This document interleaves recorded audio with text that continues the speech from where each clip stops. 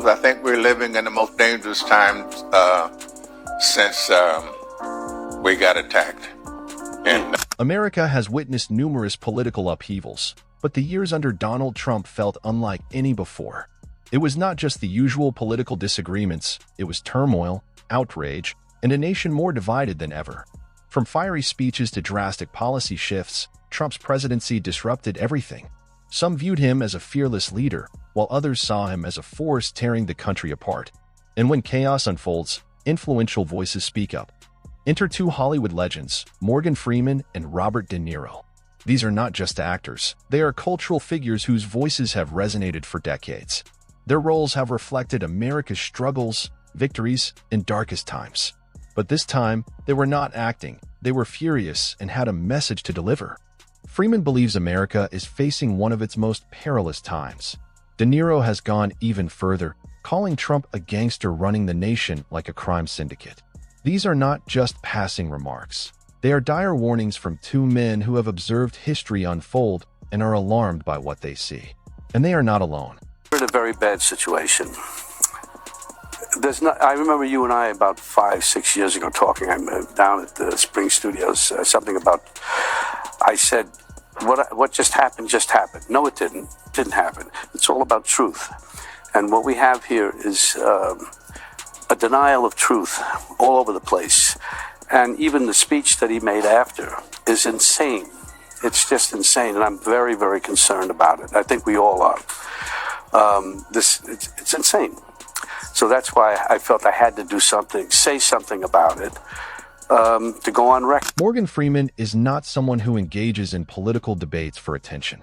When he speaks, people listen. His voice commands respect, wisdom, and a straightforward attitude. His recent statements about America serve as a serious wake-up call. Freeman believes the U.S. is facing one of the most dangerous periods in its history, not due to foreign threats or economic challenges, though those exist too, but because of internal turmoil, division, misinformation, and a leader he argues was never qualified for the position. He is not the only one with these concerns. Experts have warned that democracy itself was at risk under Trump, citing attacks on the media, disregard for truth, and a fixation on power that made the country feel less like the land of the free and more like a ticking time bomb. Freeman has criticized policies that, in his view, weakened America rather than strengthened it, from racial tensions to the rise of emboldened hate groups and the disorder within key institutions. He has pointed it all out that he has also spoken about Trump's unpredictable leadership, questioning his ability to manage crises effectively. National convention. Yes. You really want a female president, don't you? I really do. Yeah. Yeah.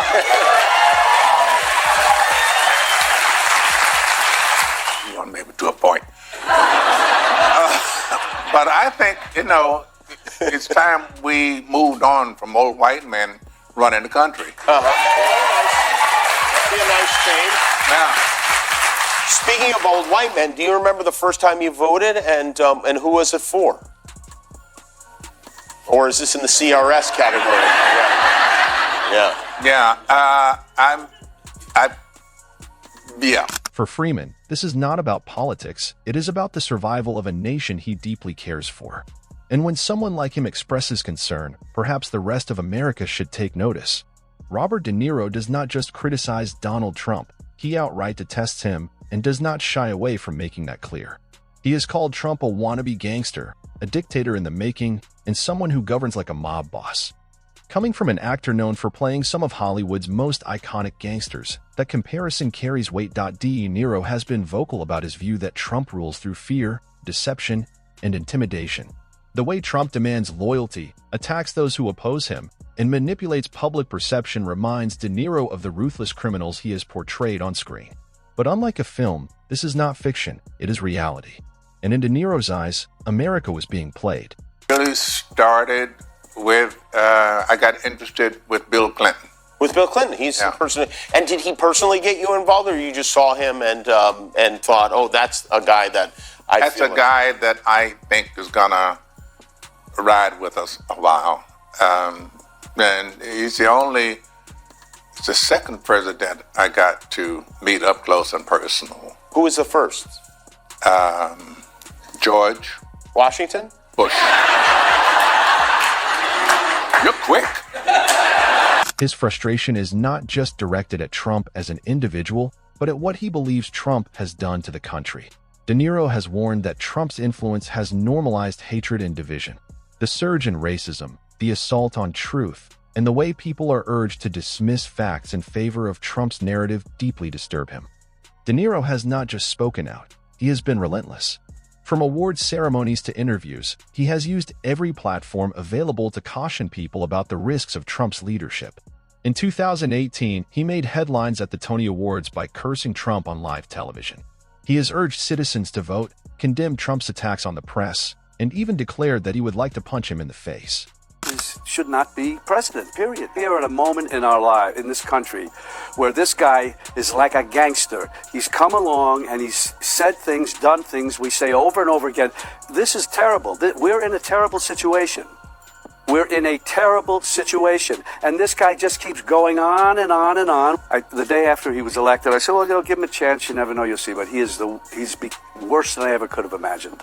A lot of criticism of you. Fuck him. Okay, well, this is chaos. For De Niro, this is not about party politics. It is about resisting what he sees as a dangerous shift in America.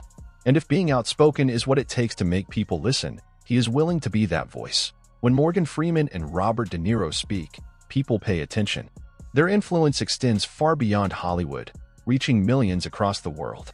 So when they took a firm stand against Donald Trump, the reaction was immediate and intense.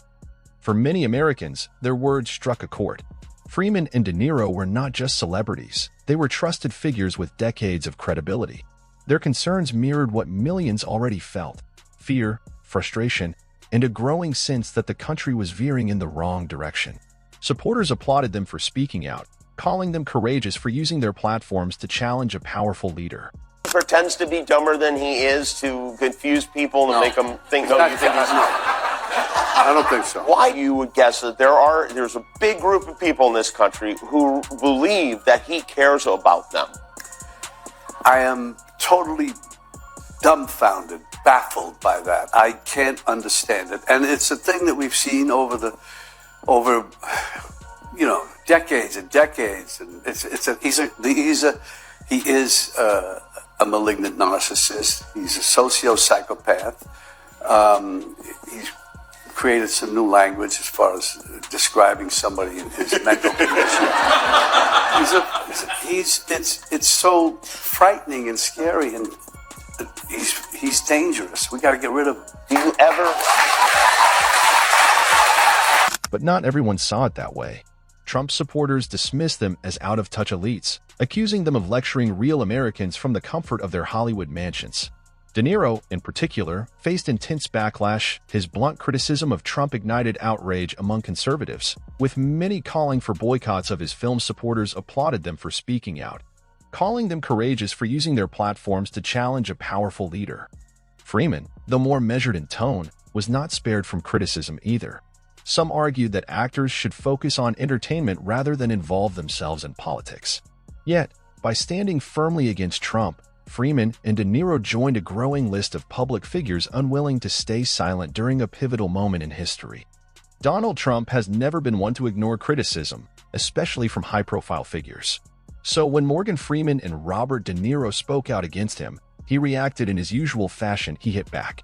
Trump has a track record of dismissing Hollywood critics as radical leftists and overrated actors. He mocked De Niro, calling him a low-IQ individual and joking that he had taken too many blows to the head from playing tough guys in movies. Trump supporters rallied behind him, seeing his counterattacks as proof that he was willing to stand up to the so-called Hollywood elite. Freeman, on the other hand, faced less direct pushback from Trump himself. However, his criticisms were frequently dismissed as just another example of fake news and liberal propaganda. I love this city. I don't want to destroy it. Donald Trump wants to destroy not only the city, but the country, and eventually he could destroy the world. When Trump ran in 2016, it was like a joke. This buffoon running for president. No, never could happen. We'd forgotten the lessons of history that showed us other clowns who weren't taken seriously until they became vicious dictators. With Trump, we have a second chance. And no one is laughing now. This is the time to stop him. The message was clear: Trump thrived on conflict.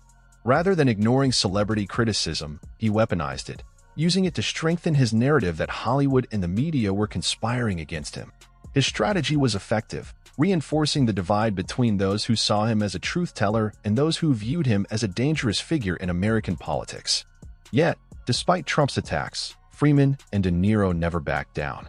De Niro remained relentless, branding Trump a threat to democracy and using every platform available to caution Americans about the potential consequences of another Trump presidency. Freeman, though less combative, continued to voice his concerns about the risks Trump posed to the nation's future. Even in the face of backlash, their influence did not diminish. If anything, their voices only became louder. Because for them, this was never just about Trump. It was about the kind of America that would be left once he was gone. A government that, as President Lincoln said, of the people, by the people, for the people, shall not perish from the earth. Under Trump, this kind of government will perish from the earth. I don't mean to scare you. No, wait, maybe I do mean to scare you. If Trump returns to the White House, you can kiss these freedoms goodbye that we all take for granted. And elections, forget about it. That's over. That's done. If he gets in, I can tell you right now, he will never leave. He will never leave. You know that. He will never leave. What does that mean? Is that the country we want to live in? Do we want him running this country and saying, I'm not leaving, I'm dictator for life? Morgan Freeman and Robert De Niro did not speak out for attention. They did so because they believed the country was at risk. Whether it was Trump's leadership, the division he fueled, or the threats to democracy, they refused to remain silent. Some supported them, others dismissed their concerns, but one thing remains clear: their voices carry weight.